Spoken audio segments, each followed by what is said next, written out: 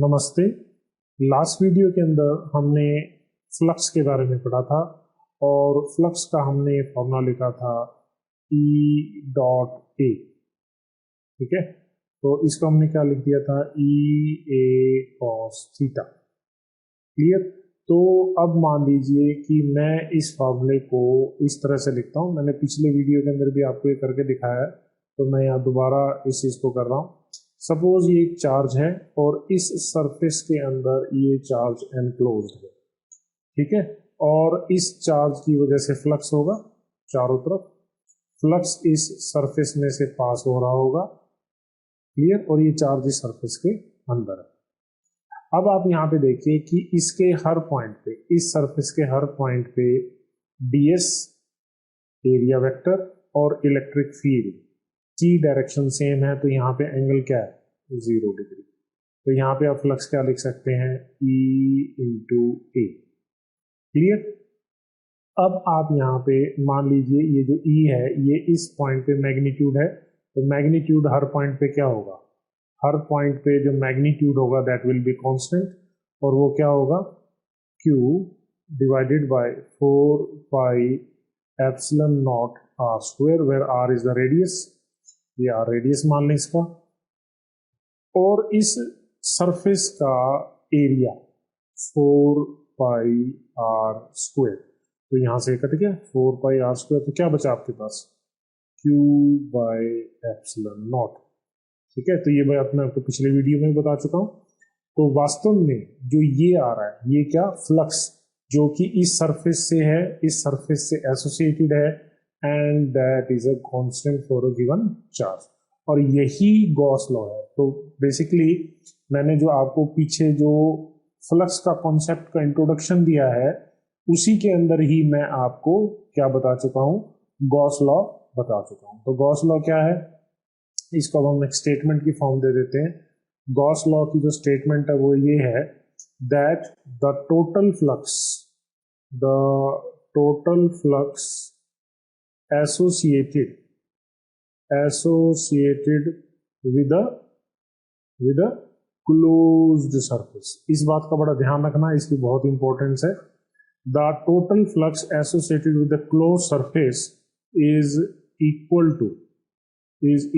To 1 by epsilon naught times 1 by epsilon naught times, ये देखिए 1 by epsilon naught times the charge enclosed by the surface, the charge enclosed by the surface।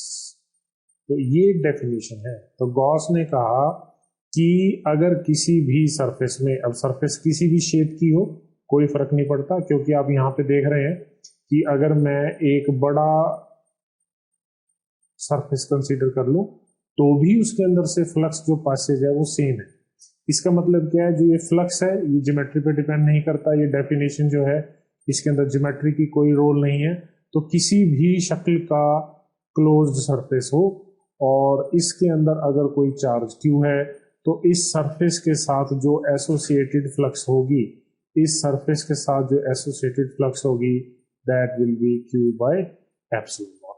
और इस flux को हमने इस तरह से भी लिखा था, the surface integral of electric field over the closed. तो ये भी बेसिकली गॉस लॉ की स्टेटमेंट ही है that the flux associated with the closed surface is equal to surface integral of electric field over that surface.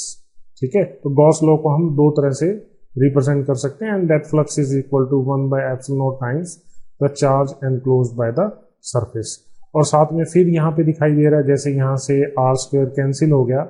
इसका मतलब क्या है कि this flux is independent of the geometry of the surface. ठीक, और आगे से एक चीज और ध्यान रखें, जो ये हमने सरफेस मानी है, ठीक, ये सरफेस मान भी सकते हैं। मानने का मतलब क्या है, ये सरफेस इमेजिनरी भी हो सकती है, रियल भी हो सकती है। ठीक, और हम इसको अपनी मैथमेटिकल कन्वीनियंस के अकॉर्डिंग चूज भी कर सकते हैं। और इस सरफेस का नाम हम रख रहे हैं गॉसियन सरफेस। क्या नाम रख दिया, Gaussian surface. So this Gaussian surface can be imaginary और इट कैन बी रियल। कैसे, ये अब इसकी एप्लीकेशंस करेंगे आगे, तो वहां पे सिचुएशन को और क्लियर कर देंगे।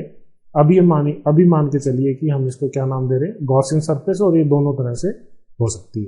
तो बेसिकली गॉस लॉ आपको क्या इंडिकेट कर रहा है, गॉस लॉ आपको ये बता रहा है कि अगर आप किसी भी सरफेस के साथ एसोसिएटेड फ्लक्स निकाल पाएं तो आप क्या कर सकते हैं, आप इलेक्ट्रिक फील्ड निकाल सकते हैं। ठीक, तो अब हम इसको एक इनडायरेक्ट वे से लगा के देखते हैं। जैसे इनडायरेक्ट वे से मेरा क्या मतलब है कि ये चार्ज Q है और ये चार्ज Q को इस स्फेरिकल सरफेस ने एनक्लोज किया हुआ है। अब हमें पता है कि ये चार्ज Q है और हमें गॉस लॉ से ये पता है कि अगर ये जो क्लोज्ड सरफेस है, ये जो क्लोज्ड सरफेस है, इस क्लोज्ड सरफेस के साथ जो एसोसिएटेड फ्लक्स होगी वो Q बाय एप्सिलॉन नॉट होगी। ठीक, तो मान के चलिए कि हमें गॉस लॉ ही पता है और कुछ नहीं पता, तो बस हमें गॉस लॉ से पता चल गया कि ये फ्लक्स ये है। क्लियर। साथ में क्या है, ये फ्लक्स को कैसे लिखते हैं, the surface integral of electric field over the closed surface, ये पता हमें। अब हमें पता है कि इस सरफेस पे, ये सरफेस कौन सी है, Gaussian surface, this surface is Gaussian surface. ठीक, और हमें पता है कि इस गॉसियन सरफेस पे हर पॉइंट पे सभी पॉइंट्स यहां से इक्विडिस्टेंट हैं, तो हर पॉइंट पे जो इलेक्ट्रिक फील्ड इंटेंसिटी होगी उसका मैग्नीट्यूड होगा वो क्या होगा, कांस्टेंट होगा। और अगर मैं यहाँ पे कोई भी एलिमेंटल सेक्शन ले लेता हूँ जो कि जो एरिया वेक्टर होगा बाहर की तरफ पॉइंट करेगा, ठीक, तो इसका मतलब क्या है, E और ds की डायरेक्शन क्या होगी, सेम होगी। तो आप यहाँ से इसको ऐसे लिखेंगे E ds cos 0 degree. Clear. और यहां से क्योंकि E कांस्टेंट है इसको बाहर निकाल लीजिए। तो इसका मतलब क्या हुआ कि आपने इस पूरी सरफेस को अलग अलग एरिया एलिमेंट्स में बांटा हुआ है, और अगर आप इन सभी ds को सभी को ऐड करेंगे तो ये आपको क्या देगा, surface area of this sphere or this surface, so that is 4 pi r square, where r is the radius of this surface। ठीक, तो यहां से क्या पता चला, Q by epsilon naught is equal to this, तो यहां से क्या आ गया, इलेक्ट्रिक फील्ड। तो ये देखिए बिल्कुल वही फील्ड आया है जो पॉइंट चार्ज का फील्ड है। इसका मतलब गॉस ने जो बात कही वो बिल्कुल सही है, that the surface integral of electric field over a closed surface is equal to 1 by epsilon naught times the charge enclosed by the surface। ठीक है, तो अब हम इनके सारे पॉइंट्स को बारी बारी से लिखते हैं और इसके जो इम्पोर्टेंट एप्लीकेशंस हैं उनको भी साथ साथ कंसीडर करते हैं। तो सबसे पहले हम इसकी डेफिनेशन को दोबारा लिख रहे हैं, गॉस लॉ की, E dot ds।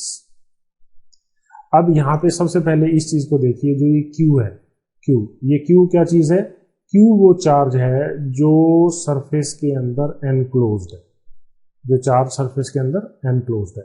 But suppose एक चार्ज यहां बाहर पड़ा है, इसकी वजह से क्या इस सरफेस से एसोसिएटेड फ्लक्स पे फर्क पड़ेगा, नहीं पड़ेगा। क्यों नहीं फर्क पड़ेगा, जो फील्ड लाइंस इस चार्ज से निकलेंगी वो इस सरफेस में एंटर करेंगी और निकल जाएंगी।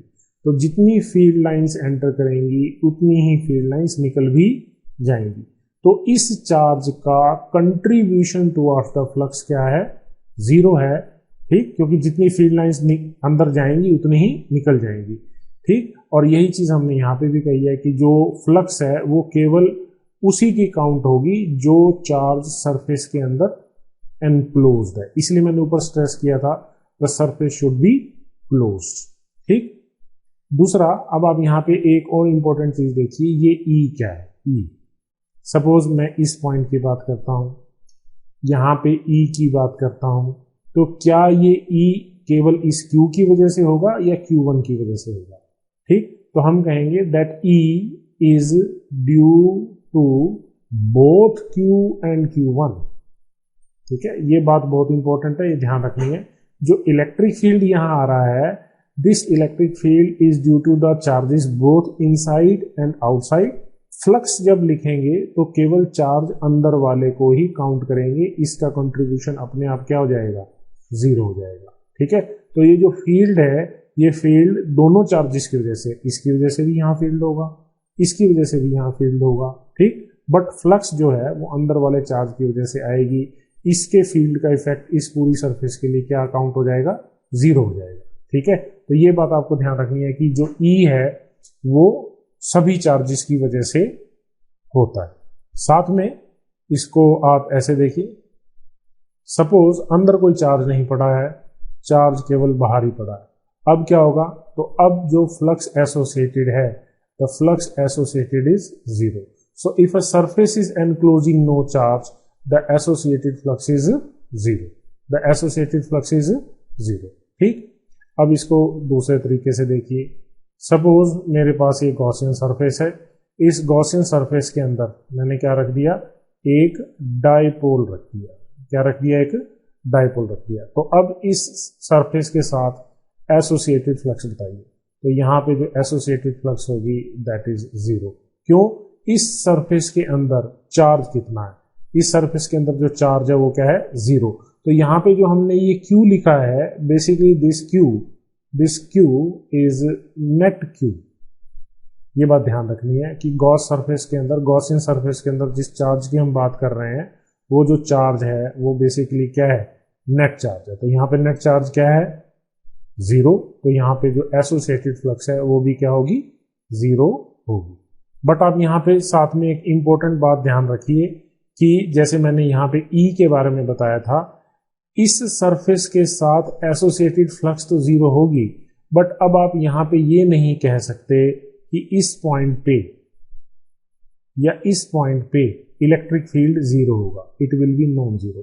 क्यों, इसकी वजह से यहाँ कुछ फील्ड होगा, ये चार्ज यहाँ से ज्यादा पास है, ये चार्ज यहाँ से ज्यादा दूर है, तो इन दोनों का जो नेट कंट्रीब्यूशन होगा यहाँ पे that will B non zero. ठीक है, तो ये बात ध्यान रखनी है कि जरूरी नहीं है कि किसी भी गॉसियन सरफेस के अंदर अगर नेट चार्ज जीरो है तो गॉसियन सरफेस पे जरूरी नहीं है कि फील्ड भी जीरो होगा। तो आप यहाँ पे देखिए, यहाँ पे भी यही सिचुएशन है। क्या इसकी वजह से यहाँ पे फील्ड जीरो है, नहीं है। इसकी वजह से यहाँ पे फील्ड जीरो नहीं है, यहाँ भी जीरो नहीं है। तो अगर फ्लक्स जीरो है तो जरूरी नहीं है कि उसकी सरफेस पे फील्ड जीरो होगा। ठीक है, वो केवल एक ही केस है कि अंदर कोई चार्ज ना पड़ा हो और बाहर भी कोई चार्ज ना पड़ा हो। एक आइसोलेटेड सिचुएशन है, एक आइसोलेटेड सरफेस है, कोई चार्ज प्रेजेंट है ही नहीं, ना अंदर ना बाहर, तो सरफेस के ऊपर फील्ड जीरो होगा। अदरवाइज आप ये नहीं कह सकते कि किसी भी सरफेस के साथ एसोसिएटेड फ्लक्स अगर जीरो है तो उसकी सरफेस पे फील्ड जीरो होगा। ठीक है, ये बात याद रखिए। तो अभी हमने पीछे एक और बात पढ़ी थी कि सपोज हमारे पास एक क्यूब है, जो लास्ट न्यूमेरिकल करा था हमने पिछले वीडियो में। तो मैंने कहा था कि अगर मैंने इसको यूनिफॉर्म इलेक्ट्रिक फील्ड में रख दिया है तो इस क्यूब के साथ जो एसोसिएटेड फ्लक्स क्या है, जीरो है। ठीक, और अगर मैं ये कहूं कि मेरे पास ये गॉसियन सरफेस है, मैंने इसको नॉन यूनिफॉर्म फील्ड में रख दिया, इसमें रख दिया नॉन यूनिफॉर्म फील्ड में, तो अब भी यहाँ पे फ्लक्स क्या होगी, जीरो होगी। ठीक, बट शर्त यहाँ पे क्या है, एक चीज ध्यान रखनी है, आपको ये ध्यान रखना है कि जो ये इनसाइड वॉल्यूम है, जो ये वॉल्यूम एनक्लोज्ड है, इसके अंदर चार्ज नहीं होना चाहिए। तो यहाँ पे जो फ्लक्स है, चाहे आप इसको यूनिफॉर्म फील्ड में रखिए या नॉन यूनिफॉर्म फील्ड में रखिए, ठीक, अगर फ्लक्स जीरो है then the volume must be charge free, volume must be charge free, तभी फ्लक्स जीरो होगा, only then the flux will be zero. ठीक, क्योंकि अगर अंदर कोई चार्ज रह गया तो ये इस एक्सटर्नल फील्ड की वजह से तो फ्लक्स जीरो है, बट इसके अपने खुद के चार्ज को जिसको एनक्लोज कर रखा है उसकी वजह से कुछ ना कुछ फ्लक्स जनरेट होगी। ठीक, तो इस बात का आप ध्यान रखें। ऐसे जो क्वेश्चंस आए मल्टीपल चॉइस में या कॉन्सेप्चुअल क्वेश्चन में, तो लैंग्वेज का बहुत इंपॉर्टेंट रोल है। आप चीजों को ध्यान से पढ़ें कि वो आपको क्या कह रहा है। जैसे अभी हम थोड़ी देर में एक न्यूमेरिकल भी करेंगे, तो अगर आप ये देखिए, सपोज ये क्यूब है, ये क्यूब है, ठीक है, और मैंने कहा कि इस क्यूब से एक फील्ड की फ्लक्स पास हो रही है, एक फील्ड की क्या है, flux, but this field is increasing along this axis, से एक्स एक्सिस, इधर एक्स एक्सिस है, ये फील्ड एक्स एक्सिस के अलोंग क्या हो रहा है, इंक्रीज हो रहा है। ठीक है, तो अब आप आंख मूंद करके यहां मत कह दीजिए कि यहां फ्लक्स जीरो है। No, here the flux is not zero, क्योंकि in flux will not be equal to out flux. क्यों? यहां पे फील्ड की वैल्यू अलग है, यहां पे फील्ड की वैल्यू अलग है। ठीक है, तो जो नेट फ्लक्स है वो जीरो नहीं आएगा। इस केस में तो नेट फ्लक्स जीरो है, यहां पे नेट फ्लक्स जीरो नहीं है। तो यहां पे जब नेट फ्लक्स जीरो नहीं है तो इसका मतलब क्या है कि यहां पे हम कहेंगे कि इसके अंदर क्या है, कुछ चार्ज एनक्लोज्ड है। तो जब कभी भी किसी भी सरफेस के साथ एसोसिएटेड फ्लक्स नॉन जीरो आ जाए तो हम क्या कहेंगे कि उसके अंदर कुछ ना कुछ चार्ज एनक्लोज्ड है।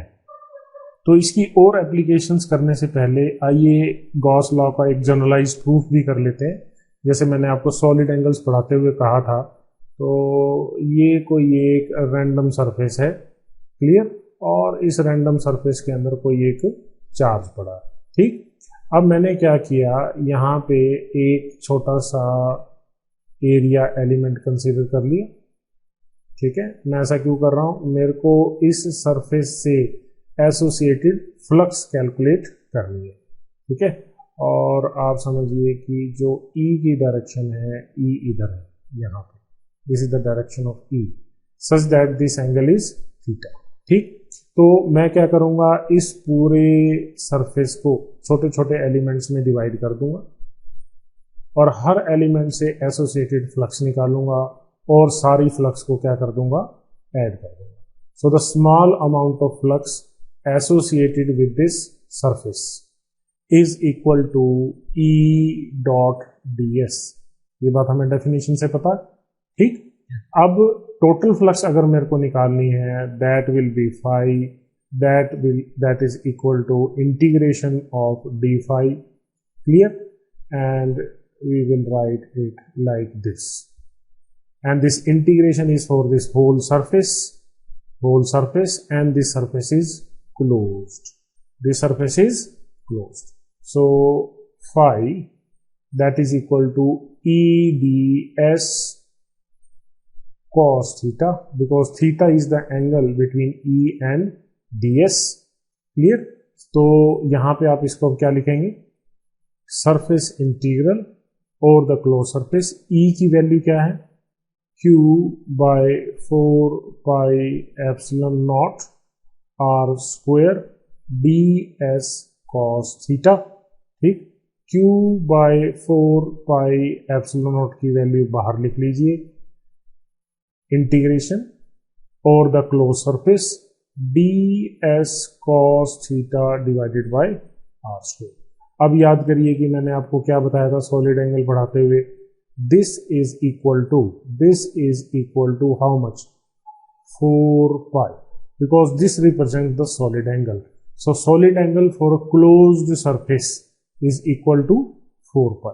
Solid angle subtended by the closed surface at this point or any point inside is equal to 4 pi. तो अगर आप यहाँ पे 4 pi की वैल्यू डालेंगे तो देखिए क्या आ रहा, 4 pi epsilon naught and this is 4 pi, तो 4 pi से 4 pi कट गया and you will get Q by epsilon naught। तो हमारे पास क्या आया, फ्लक्स क्या है, E dot ds and that is equal to Q by epsilon naught। So that is the proof of Gauss law। ठीक है, तो जो सॉलिड एंगल हमने पढ़ा था वो इसलिए पढ़ा था, तो बेसिकली बोर्ड एग्जाम के अंदर आपके पास ये प्रूफ नहीं है, बोर्ड एग्जाम में आपको केवल डेफिनेशन से ही करना है। आइए अब कुछ न्यूमेरिकल्स लगाते हैं गॉस लॉ को और बेटर अंडरस्टैंड करने के लिए। सबसे पहले एनसीईआरटी की प्रॉब्लम देखिए 1.17। यहाँ पे क्या कह रहा है हमें, that a careful measurement of the electric field at the surface of a black box indicates that the net outward flux through the surface of the box is this much। तो this is a black box। I hope आपको black box का पता होगा। ठीक है, जब कभी भी किसी भी एरोप्लेन का एक्सीडेंट हो जाता है, क्रैश हो जाता है, तो सबसे पहले उसका ब्लैक बॉक्स ढूंढते हैं। बेसिकली एक तरह के हार्ड डिस्क या इंफॉर्मेशन होती है उसके अंदर कि जो एरोप्लेन है उसके डिवाइसेस या उसके जो सिस्टम है वो कैसे वर्क कर रहा था, सब इंफॉर्मेशन उसमें स्टोर होती है। और जब तक वो ब्लैक बॉक्स नहीं मिलता वी डोंट नो कि प्लेन क्रैश क्यों हुआ। ठीक, तो ब्लैक बॉक्स का मतलब उसके अंदर क्या है हमें नहीं पता है। क्लियर, तो यहाँ पे ब्लैक बॉक्स का मतलब ये है, बस हमें ये पता चल रहा है कि उसमें से जो नेट आउटवर्ड फ्लक्स है, नेट आउटवर्ड फ्लक्स है, इसमें से जो फ्लक्स है, जिसमें से जो फ्लक्स बाहर निकल रही है उसकी वैल्यू क्या है, दिस मच। तो फ्लक्स गिवन है 8 × 10⁻³ newton metre square per coulomb. ये कह रहा है what is the net charge, what is the net charge inside the box. तो बिल्कुल सिंपल, गॉस लॉ लगाइए, this is net charge divided by epsilon not. तो Q net निकालने के लिए आपको क्या करना है, 5 को एप्सिलॉन नॉट से मल्टीप्लाई करना है। इसको किससे मल्टीप्लाई कर दीजिए, 8.85 × 10⁻12 से मल्टीप्लाई करते हैं, you will get the amount of charge inside. B part में हमसे पूछ रहा है if the net outward flux through the surface of the box were 0। वो कह रहा है कि अगर यहां से फ्लक्स, ठीक, पहले केस में तो क्या था कि इसमें से नेट आउटवर्ड फ्लक्स है, वो कह रहा है कि सपोज अगर फ्लक्स 0 होता, ठीक, then could you conclude that there were no charges inside the box. तो क्या आप यकीन से आप कह सकते थे कि इसके अंदर कोई चार्जेस नहीं है, कोई चार्जेस नहीं है। तो our answer will be no, we can't conclude because there is a possibility that inside this black box there may be equal and opposite charges. There may be equal and opposite charges such that the net charge is 0. So when the net charge is 0, then the flux can be 0. So we can answer why or why not. Clear? तो अगर charge अंदर 0 होगा तो flux 0 होगा, but हम यकीन से नहीं कह सकते कि अंदर चार्जेस नहीं है। हो सकता है अंदर चार्जेस हो और उनका नेट सम 0 हो। 1.18 को देखिए, बहुत ही अच्छा क्वेश्चन है। ये कह रहा है that there is a point charge of +10 microcoulomb is a distance 5 centimetre directly about the centre of a square of side 10 centimetre. तो ये स्क्वायर है, ये एक स्क्वायर सरफेस है और यहां से 5 सेंटीमीटर दूर ये एक चार्ज सिचुएटेड है। ठीक है, चार्ज कितना, 10 microcoulomb. What is the magnitude of the electric flux through the square? तो इस चार्ज की वजह से यहां से फ्लक्स कितना होगा ये निकालना। तो क्वेश्चन बिल्कुल सिंपल है। सबसे पहले जब मैंने आपको गॉस लॉ पढ़ाया था तो वहां पे मैंने एक बात कही थी कि जो चार्ज है that must be closed inside some surface, the charge must be closed inside some surface. तो बट यहां पे आप देखिए कि यहाँ जो चार्ज है वो तो ओपन पड़ा है, ये तो एक ओपन सरफेस है। तो यहाँ पे हम क्या करेंगे, सबसे पहले इस चार्ज को हम किसी गॉसियन सरफेस में बंद करेंगे। और मैंने ये भी कहा था कि गॉसियन सरफेस कैसी होगी इसकी चॉइस हमारी होगी, ठीक, क्योंकि जो फ्लक्स है वो ज्योमेट्री पे डिपेंड नहीं करता है। तो यहाँ पे जो हमारी कन्वीनियंट सरफेस होगी, कन्वीनियंट ज्योमेट्री होगी, that will be a cube, that will be a cube. तो आप इमेजिन करिए कि ये क्यूब है जिसकी हर एक साइड ए है और जो ए है दैट इज 10 सेंटीमीटर। ठीक है, तो ये जो सरफेस है ये इस क्यूब का एक फेस है। ठीक है, ये स्क्वायर फेस इस क्यूब का एक फेस है। तो अगर इसके सेंटर पे जो कि डायगोनल क्रॉस सेक्शन होगा, अगर मैं यहाँ पे चार्ज रख दूं तो यहाँ से फ्लक्स क्या आएगी, Q/ε0 as per Gauss law. But क्योंकि ये चार्ज इन सरफेसेस के रिस्पेक्ट में सिमेट्रिकल पड़ा है तो किसी एक फेस से जो फ्लक्स होगी that will B 1/6। So flux through a face is 1/6 of the total flux. So the flux through this square surface is Q/6ε0। तो आप करस्पॉन्डिंग वैल्यूज डालिए and you will get the answer. तो यहाँ पे basically वो आपको इस question में ये सिखाना चाह रहा है कि गॉस लॉ आप तभी लगाएंगे जब कोई भी चार्ज एंटिटी किसी भी सरफेस के अंदर क्लोज्ड होगा। ठीक है, तो यहां पे इसने हिंट दे दिया, think of a square as one of the face of a cube with edge 10 centimetre. और प्रॉब्लम्स देखिए, प्रॉब्लम 1.19 यहां पे कह रहा है a point charge of 2 microcoulomb is at the center of a cubic Gaussian surface of 9 cm on edge. तो हमारे पास एक cubic Gaussian surface है. This is a cubic Gaussian surface with 9 cm on edge. ठीक, और इसके अंदर क्या पड़ा है, 2 माइक्रोकूलम का चार्ज पड़ा है. Then what is the net flux through the surface? Net flux through the surface. तो flux is Q by epsilon naught. बस सिंपल है. ठीक है, तो यहाँ पे 9 सेंटीमीटर का कोई रोल नहीं है. कोई भी सरफेस किसी भी ज्योमेट्री की दी होती, फ्लक्स सेम रहती, because flux is independent of the geometry. ठीक है. 1.20 यहाँ पे कह रहा है a point charge causes an electric flux of -1.0 into 10⁻³ newton metre square per coulomb to pass through a spherical Gaussian surface of 10 cm radius centered on the charge. तो क्या कह रहा है कि ये एक स्फेरिकल गॉसियन सरफेस है और इसके सेंटर के ऊपर कुछ चार्ज होगा और जो फ्लक्स है वो नेगेटिव है, मतलब फ्लक्स सरफेस के अंदर एंटर कर रही है. ठीक है. फिर हमें क्या कह रहा है, if the radius of the Gaussian surface were doubled how much flux would pass through the surface. वो कह रहा है कि अगर इस गॉसियन सरफेस का, इस स्फीयर का अगर हम क्या कर दें, रेडियस डबल कर दें, मतलब इसका साइज हम क्या कर दें, बड़ा कर दें, तो फ्लक्स पे क्या फर्क पड़ेगा, तो कोई फर्क नहीं पड़ेगा. नो चेंज इन फ्लक्स, क्योंकि जो एनक्लोज्ड चार्ज है वो स्टिल सेम है और यहां से ज्योमेट्री से दिख भी रहा है कि जो number of field lines associated हैं वो भी चेंज नहीं होगी. फिर ये पूछ रहा है what is the value of the point charge.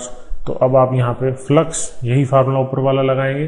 Flux क्या दे रखी है आपको, नेगेटिव. फ्लक्स क्या है, नेगेटिव, तो इसका मतलब चार्ज भी क्या आएगा, नेगेटिव.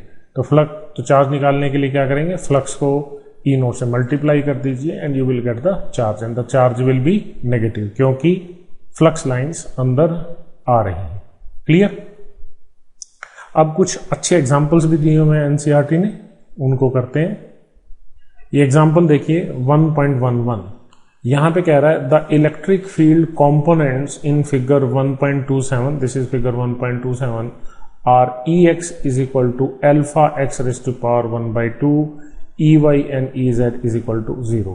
तो आप यहां ध्यान से देखें, ये क्या कह रहा है, जो ई एक्स है, मतलब जो इलेक्ट्रिक फील्ड है वो एक्स एक्सिस के अलोंग है, बट यहां पे जो फील्ड है वो क्या है, वेरिएबल है.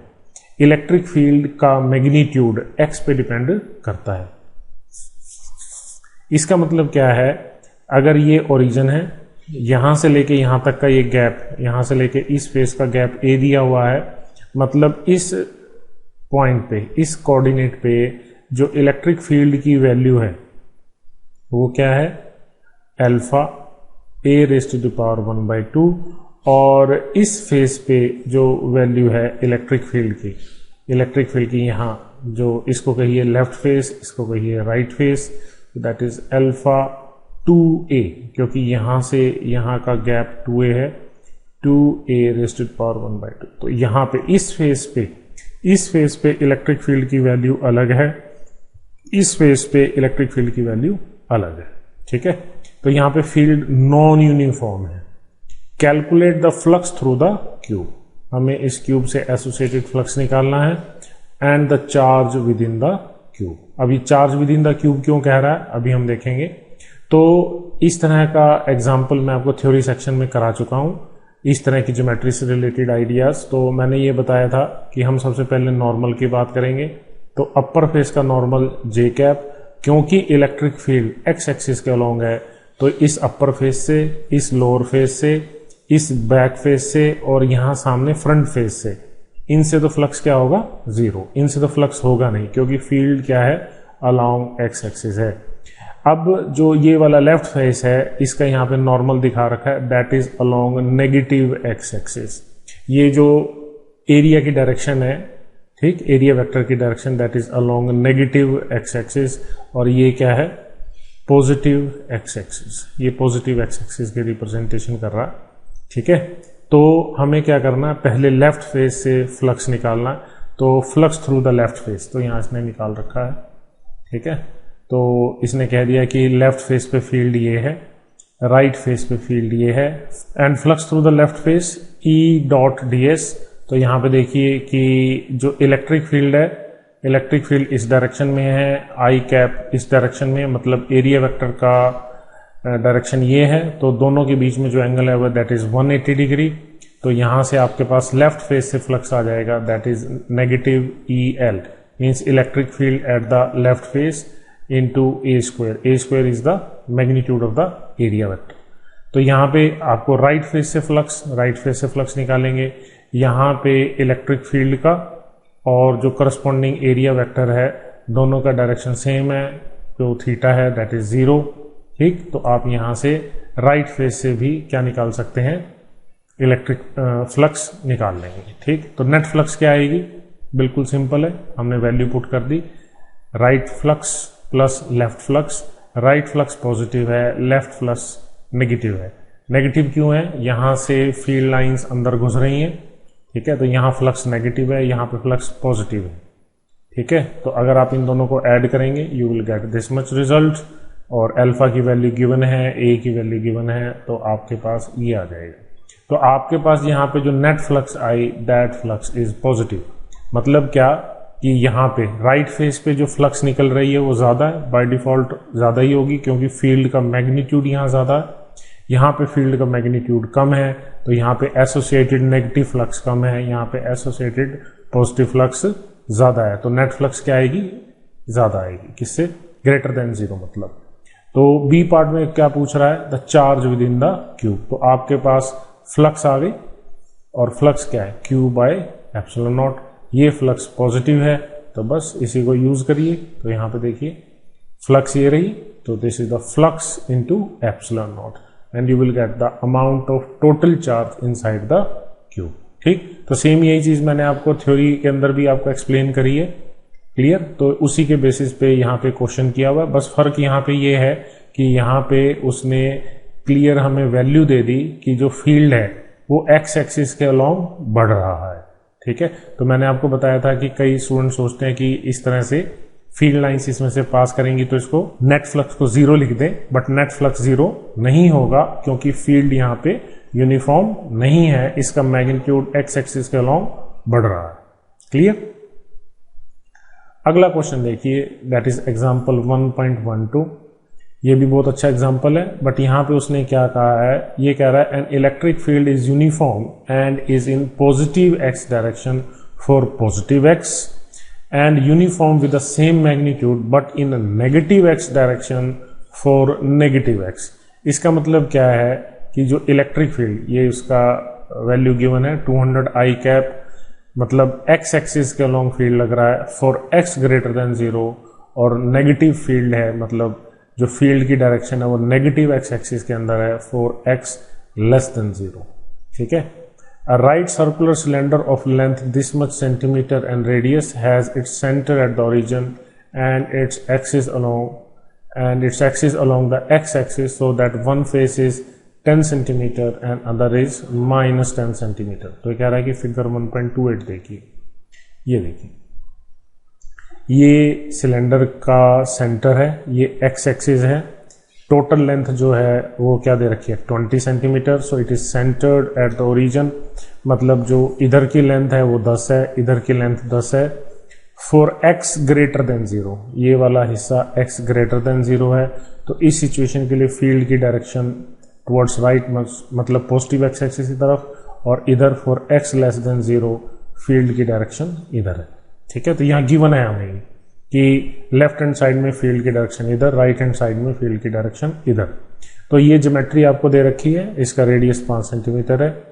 तो वो हमसे क्या पूछ रहा है, what is the net outward flux through each flat face. तो आप यहाँ पे देखिए, यहाँ पे ई की डायरेक्शन और डेल्टा एस मतलब एरिया वेक्टर की डायरेक्शन, दोनों की डायरेक्शन सेम है।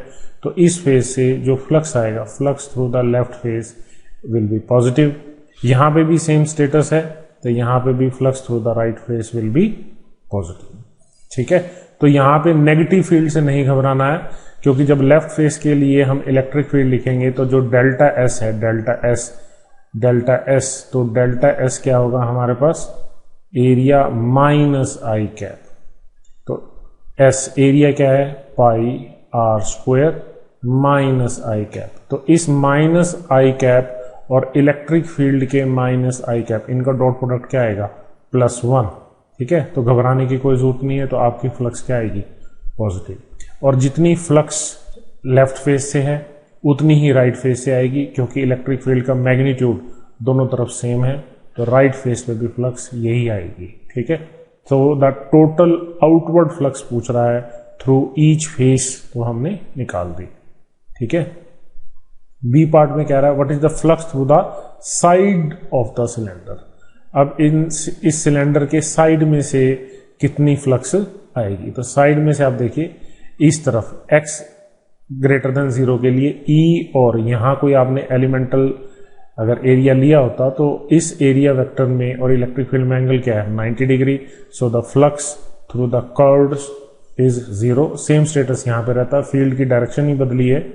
ठीक है, आप कोई एरिया एलिमेंट यहां लेते और इधर डेल्टा एस, तो अगेन यहां पे जो एंगल है वो 90 डिग्री है। So flux through the curved surface is 0। यही बात लिख रहा, for any point on the side of the cylinder E is perpendicular to delta S and hence E dot delta S is equal to 0. So it is perpendicular in theta 90 degree.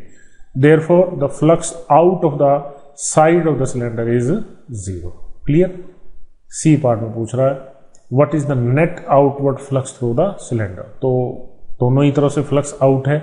ठीक, दोनों ही तरफ से, दोनों situation में flux positive है, ये भी positive और ये भी पॉजिटिव, तो उन दोनों को ऐड कर देंगे तो net outward flux is this much. Curved surface से फ्लक्स तो 0 ही आ रहा है। ठीक है, डी पार्ट में क्या पूछ रहा है, what is the net charge inside the cylinder. तो बिल्कुल आसान है, जब हमें टोटल फ्लक्स पता चल गया है, तो just multiply it with epsilon not and you will get the answer. ठीक, तो गॉस लॉ लगा के हम सीधा पता लगा सकते हैं कि इसके अंदर जो नेट चार्ज होगा इस क्लोज्ड सिलेंड्रिकल सरफेस में वो इतना होगा। क्लियर?